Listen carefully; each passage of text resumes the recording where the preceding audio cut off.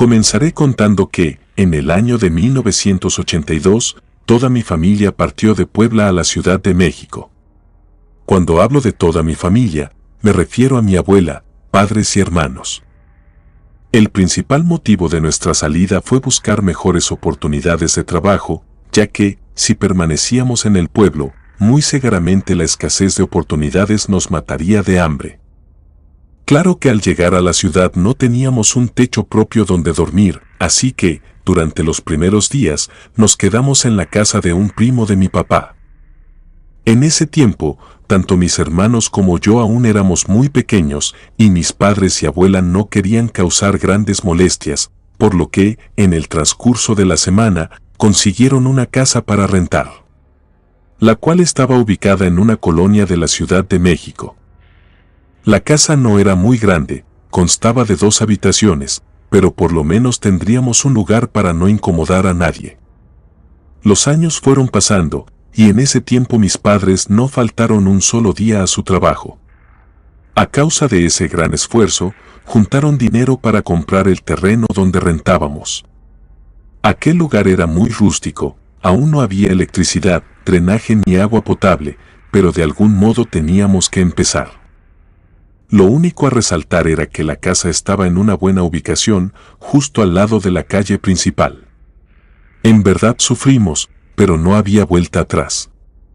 Si queríamos un patrimonio, esto nos iba a costar un gran esfuerzo. Los años fueron pasando hasta que llegó el año de 1985.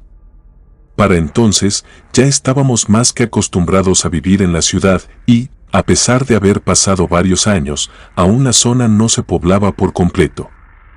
Medio recuerdo que no había más de 3 familias cerca de nosotros. De lo que sí me acuerdo claramente es que frente a nuestro hogar había una propiedad enorme que deseaban vender. Se murmuraba que en ese pedazo de terreno construirían un complejo habitacional. Es aquí donde empieza nuestra experiencia paranormal, algo que jamás olvidaré. Aquella mañana del mes de septiembre de ese enigmático año de 1985, un gran terremoto sacudió la ciudad. El ambiente era desolador y se respiraba una gran tristeza por todas partes. Fue un suceso que cambió a todos, algo que quienes lo vivimos jamás podremos olvidarlo. Era mucha tristeza y mucho dolor para quienes habían perdido a sus seres queridos o sus propiedades a causa del terremoto.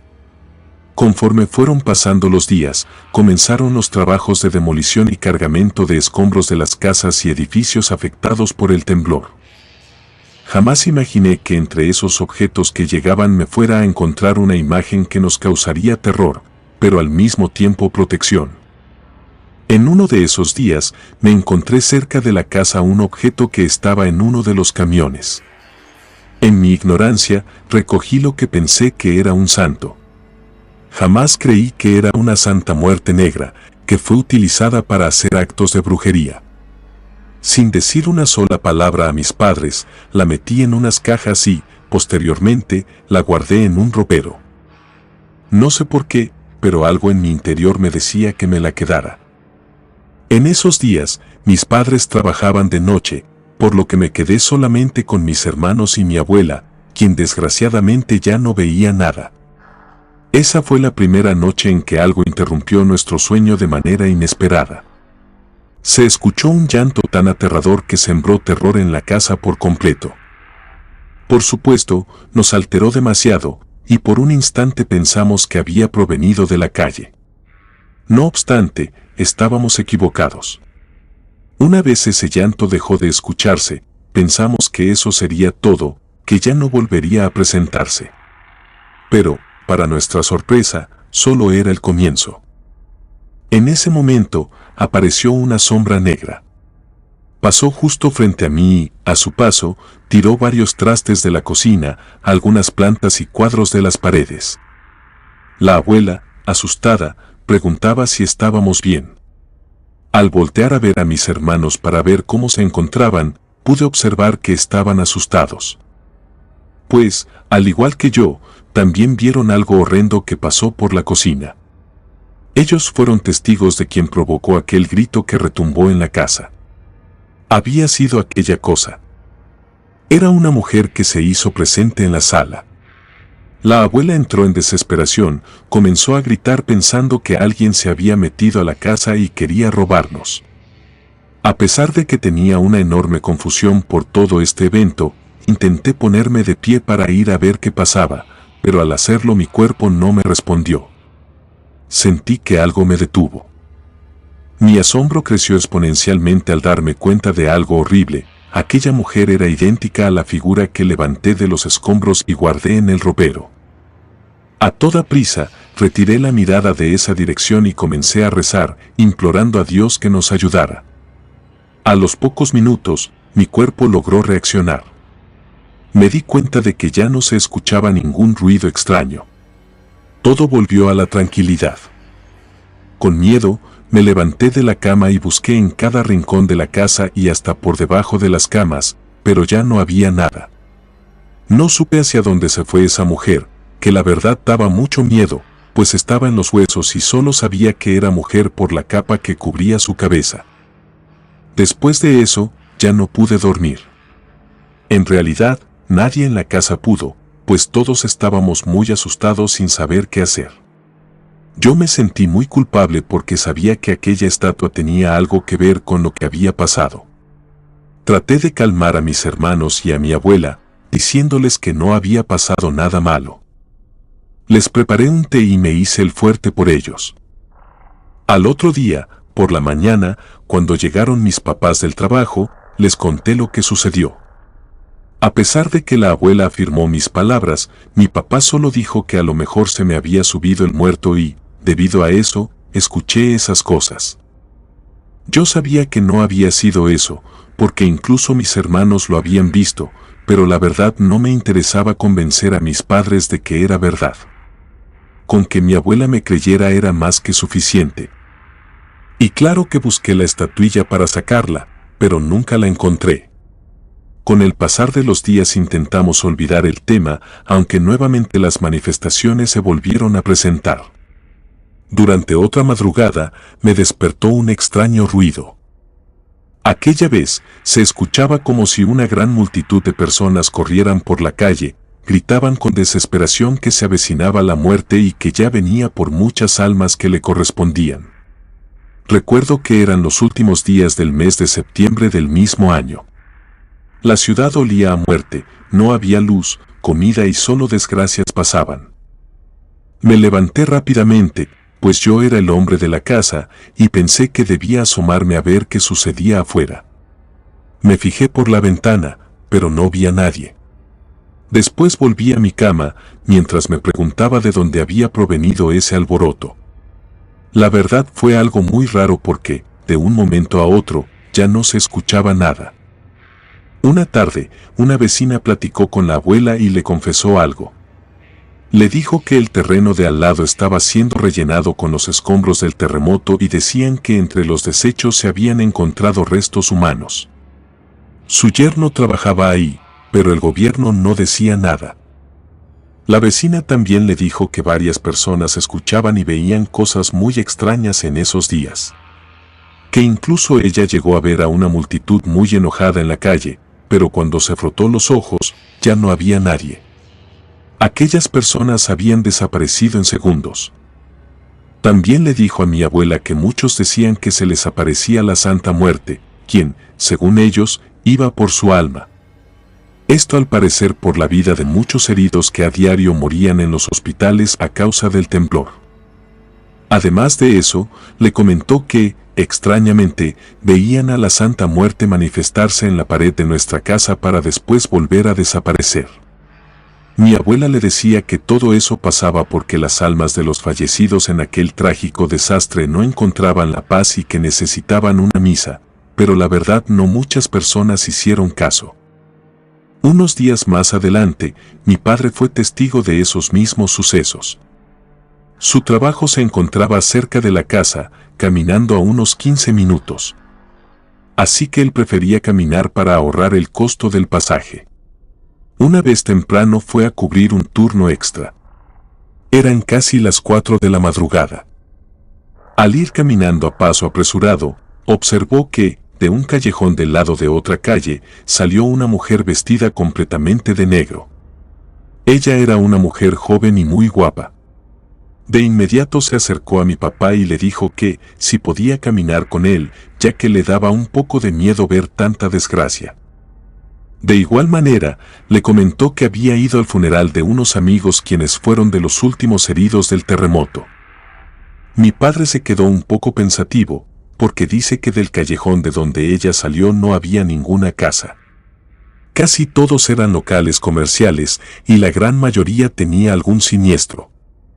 Además, ahí había un enorme terreno donde tiraban escombros. Mi padre, para salir de dudas, le preguntó en qué casa vivían sus amigos que perdieron la vida y también le preguntó cuál había sido la razón para haberla dejado salir del funeral antes del amanecer. Y, por último, le preguntó si no tenía miedo de lo peligroso que podía ser la ciudad a esa hora. La mujer señaló hacia el terreno y le respondió que en ese lugar estaban sus amigos. Mi padre no entendió nada de lo que dijo la mujer, pero eso no importaba. A lo mejor estaba borracha. Así que caminaron juntos y ella se atrevió a tomarlo del brazo. A los pocos segundos, mi padre sintió fuertes escalofríos, lo que hizo que su piel se le pusiera chinita. La mujer que caminaba a su lado se encontraba completamente helada, pero pensó que sería por el frío que hacía en ese momento. Al llegar a la avenida, mi padre le dijo que hasta ahí la podía acompañar porque a unos cuantos metros se hallaba su trabajo.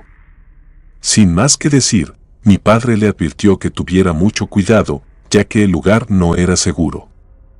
La mujer le contestó que a ella no le podía pasar nada malo, solo venía a recoger a sus amigos, aquellos que durante muchos años creyeron en ella, quienes en vida le regalaron una manzana, le prendieron un puro o le ofrecieron tequila.